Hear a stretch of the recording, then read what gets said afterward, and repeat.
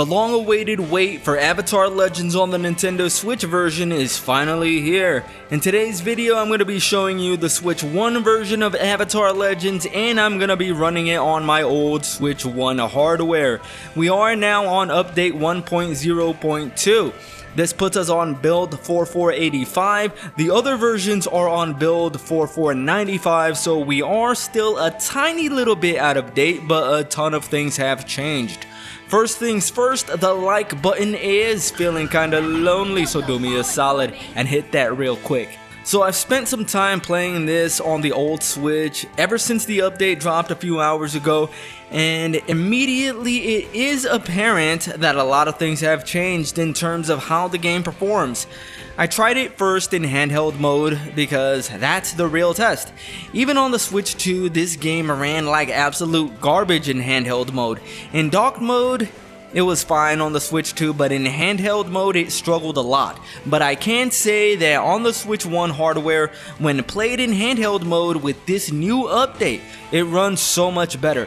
Obviously I can't run a FPS analysis for it in handheld mode, but it feels like it runs like it's supposed to.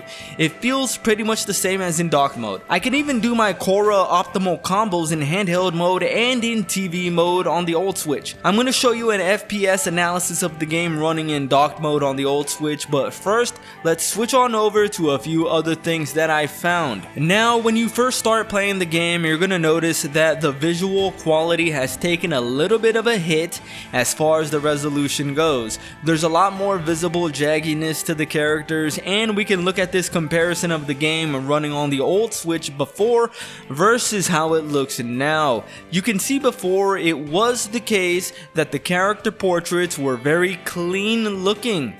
The game looked essentially almost no different from the Steam version, and I remember saying that that's probably why it runs so bad, is because they didn't properly optimize it for the old Switch.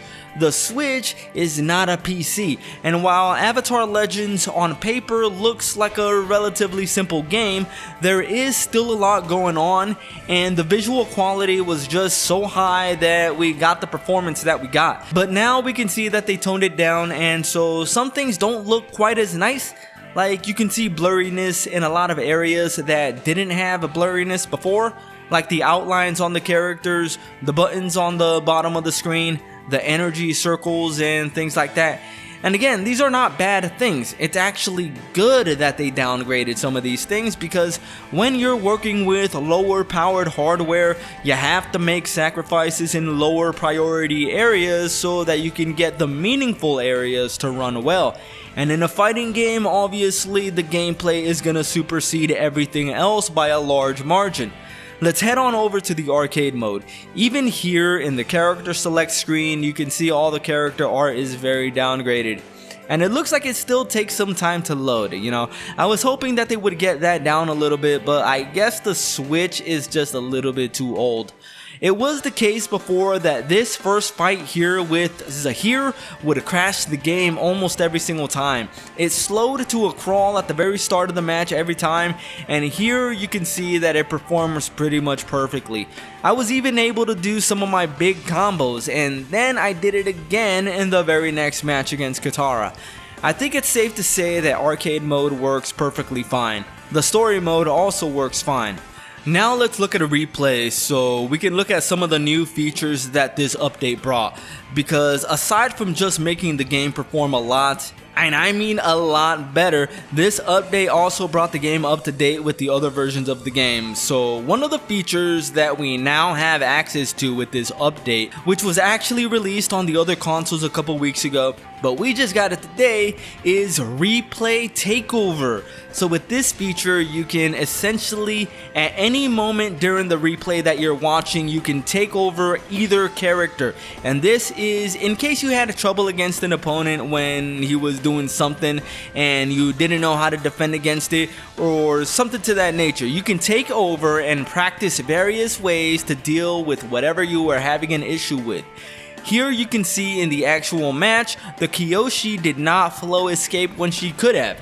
But here I took over in the replay and I did the flow escape. That's just a simple example, but that's the gist of what you can use this feature for. It is very useful for competitive-minded players. Another big problem that we used to have was in the combo trials. A lot of the combos were bugged, and even if you did them correctly, the game would not recognize that. But that is something that was also resolved with this update. For the most part, the combo trials still have a little bug where the sound will cut off, and there is still an issue that I have with this update, and that is with the game in general, not just the Switch version. I think it's really stupid that with the combo trials you can't see the entire combo notations. Instead, if the combo is very long, the later parts of the combo notations get cut off, and you're only going to be able to see those parts when you get to those parts of the combo while you're actually doing the combo, which is very bad design in my opinion. I know for me, what I had to do was I recorded the CPU doing a demonstration of the combo on OBS, and then I just wrote the notations down myself, and that's how I had to learn some of the more complicated Korra combos, because doing it just within the game was not very user friendly. I hope that's something that they fix with the next update. Another change with this update is the character select screen. Before, it was the case that Nightmare Korra and Avatar State Aang were on the left and right sides respectively, instead of on the top and bottom. Now they've corrected it to be like the other versions. Honestly, I prefer the way that it was before, but if this is what they have in mind, then so be it. Now let's talk about the online, and this is where it's going to get a little bit more complicated. So because I have this version on the Nintendo Switch 2 as well, I can't go online with it on the old Switch hardware. My intuition says that it probably should run just as well online as it does offline on the old Switch, but I can't say that for sure. I don't see why it wouldn't, but for the sake of transparency, I should say that over on the official Avatar Legends Discord, there was someone saying that while the old Switch version runs a lot better now, it does run badly online. I played it online with the new update on the Switch 2. It runs fine to me, but that's on the Switch 2. It ran fine on the Switch 2 before this update as well, so that doesn't really mean anything for the Switch 1 hardware. So I can't run this test myself, so if you have this game on the old Switch and you play it online, let us know how it runs when you're in some online matches, and also include whether you're on a wired connection or if you're on Wi-Fi, because that does make a difference, believe it or not. I don't see why it would run badly online since it's the same thing as offline, but I'm not a game developer, so what do I know? And another thing is, it is damn near 100 degrees over where I'm at right now, so unfortunately, after a little while, the game performance did degrade. I don't know if that's the game itself or it's the weather causing the Switch hardware to not run as well. I think it's the latter, because as you saw with my earlier footage, and I took that footage before it got really hot, it ran perfectly fine, but when I finally got around to recording the FPS analysis that you're watching here, this is what I got. So if I were you, I would take this footage with a grain of salt. Now it is possible that it's an issue with the game, you know, maybe a memory leak or something like that. I don't think that's what it is. You know, it may be, but I think the obvious thing here is that it's just really hot where I'm at. It was 97 degrees when I was recording this, and Nintendo recommends not playing the Switch when the weather is 95 degrees and over. And I don't use an AC because that's a lot of money. Anyway, I'm gonna try another FPS test either tonight before I go to work or tomorrow when I get back from work, but before it gets too hot, so that I can get a more accurate reading. But I can say this for sure, the game ran at 60 or very close to it for the first couple of hours of me playing it after the update, and then after a while, as the weather got really hot, it started going really slow. I think that's what happened, but we'll see.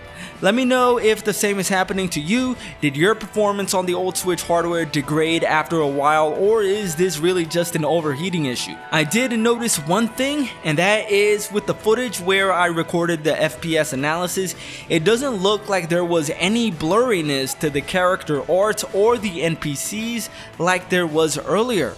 And then I went back to look at the footage that I recorded before, and if we compare you can see here that for some reason, whatever they did to degrade the character art was reverted, because there's no blurriness whatsoever anymore in the FPS analysis footage. This is on the same hardware, the Switch 1, the same stage, the same update, so the new update, and with one of the same characters, that being Korra. I don't think this is something that overheating would cause, but maybe it is, or maybe it's another bug with the game. Anyway, that's gonna be it for this video. I do have a ton of online gameplay recorded that I just have not uploaded yet, but I will be uploading soon. I'm SwitchPlayed, done.